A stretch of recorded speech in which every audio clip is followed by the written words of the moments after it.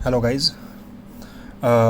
Last time हमने Arrhenius equation को derive किया था, जो आपके सामने ये रहा। k is equals to P F Z से ये बना था, जो कॉलिजन फ्रीक्वेंसी, इफ़ेक्टिव कॉलिजन और प्रोबेबिलिटी ऑफ ओरिएंटेशन से डिराइव्ड है। k is equals to A E raise to minus C A by R T. मैं इसको लॉग के फॉर्म में कन्वर्ट करता हूँ तो लॉग ले लेता हूँ, नेचुरल लॉग, क्योंकि ई का पावर है। तो L N K is equals to L N A, ये निकल जाएगा और minus E A by R T आएगा। बाय यूजिंग दिस इक्वेशन, अगर मैं इसको y is equals to M X plus C के फॉर्म में देख के इसका ग्राफ ड्रॉ करता हूँ एल एन के वर्सेज 1/t, तो ये m हो जाएगा minus E A by R. So slope is equals to minus E A by R और इंटरसेप्ट की वैल्यू हो जाएगी L N A intercept.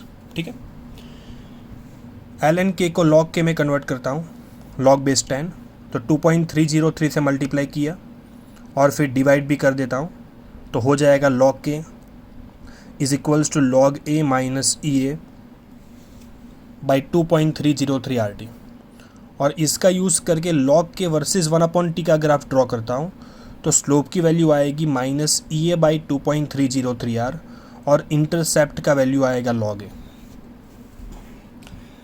A is Arrhenius constant, T1 temperature पे रेट कांस्टेंट K1 और T2 temperature पे rate constant K2 हो जाएगा। सो K1 K2 रख के अगर मैं K2 माइनस K1 करूँगा तो मुझे डायरेक्ट ही इक्वेशन मिलेगा, 2-3 स्टेप में डिराइव हो जाएगा, बहुत आसान होता है। ठीक है, K1 T1 करो, दूसरे में K2 T2 करो, K2 माइनस K1 करो, you will get this equation. That is log K2 by K1 is equals to, ये तो कैंसिल हो जाएगा, E A by 2.303 R common, 1/T1 minus 1/T2। इसका हमें सबसे ज़्यादा यूज़ करना है। ये सब के सब आरएनएस इक्वेशन ही बोले जाते हैं। ठीक है, चलो, now the next topic is factors affecting rate of chemical reaction. सबसे पहला जो फैक्टर है वो है nature of the reactants. Gaseous reactant की रिएक्शन सबसे फास्ट, लिक्विड की रिएक्शन कंपैरिजन में स्लो और सॉलिड रिएक्टेंट की रिएक्शन बहुत स्लो चलती है। ठीक है, सो ये रेट है। सॉलिड में भी अगर वो पाउडर्ड फॉर्म में है, आई मीन टू से सरफेस एरिया अगर ज़्यादा है तो उसका रेट ऑफ रिएक्शन ज़्यादा होगा। ठीक है, so first factor is nature of the reactants, physical state. दूसरा है कॉन्सेंट्रेशन ऑफ द रिएक्टेंट। सीधी सी बात है, गुलबर्ग और वाक का लॉ ऑफ मास एक्शन है कि rate of reaction directly proportional to concentration, फिर पावर आएगा। थर्ड जो फैक्टर है वो है टेम्परेचर।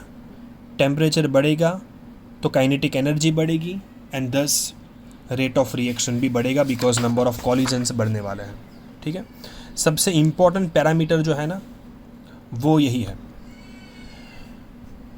प्रैक्टिकली ऑब्जर्व किया गया है कि हर 10 डिग्री टेम्परेचर राइज करेंगे, बढ़ाएंगे, तो रेट ऑफ रिएक्शन जो होता है वो डबल और कई बार तो ट्रिपल भी हो जाता है, जिसको बोला जाता है टेम्परेचर कोफिशिएंट।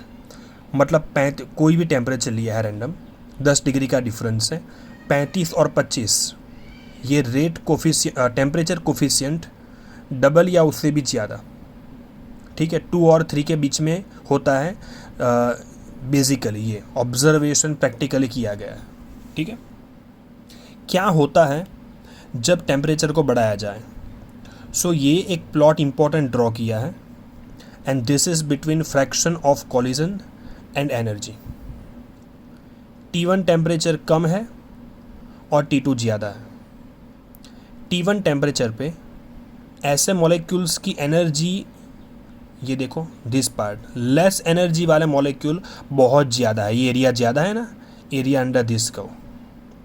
और ये जो है थ्रेशोल्ड एनर्जी, आपको पता है कि रिएक्शन करने के लिए थ्रेशोल्ड एनर्जी या उससे ज़्यादा चाहिए। तो इन शॉर्ट इतने ही मॉलिक्यूल्स फ्रैक्शन ऑफ कॉलिजन्स की एनर्जी ET से ज़्यादा है, तो यही करेंगे केमिकल रिएक्शन।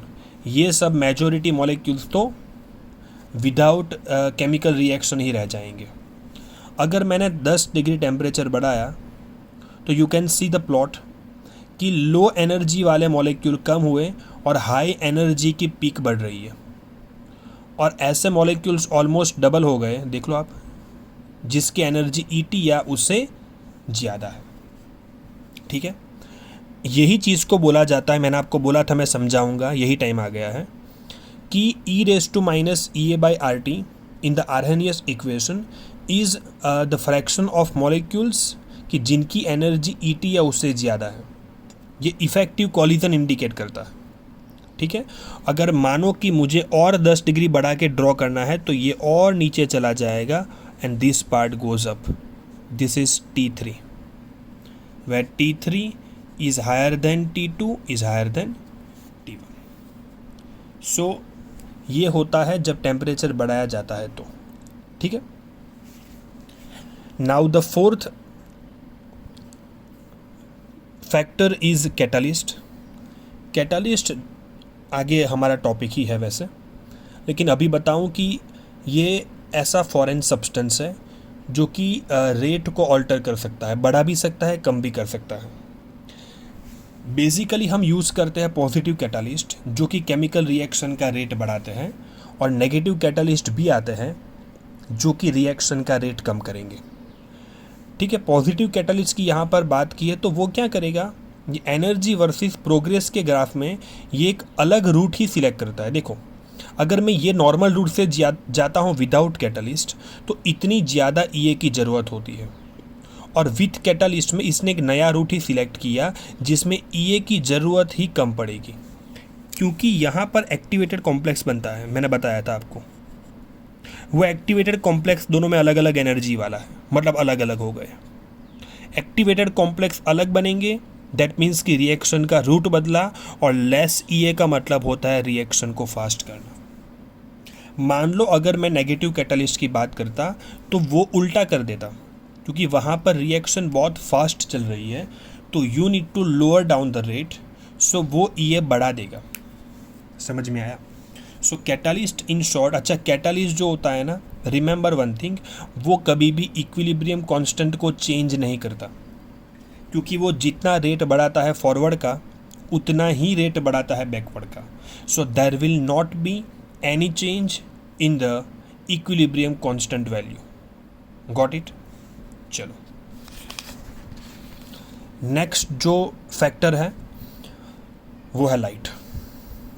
लाइट सिर्फ वही रिएक्शन का रेट चेंज करेगी जो फोटोकेमिकल रिएक्शन है, दैट मीन्स कि जो लाइट से इनिशिएट होती है, जैसे कि H2 + Cl2 it gives HCl, या फिर फोटोसिंथेसिस हो, तो ये सब रिएक्शन का रेट जो है वो लाइट से अफेक्ट होता है। आई मीन टू से फ्रीक्वेंसी ऑफ लाइट।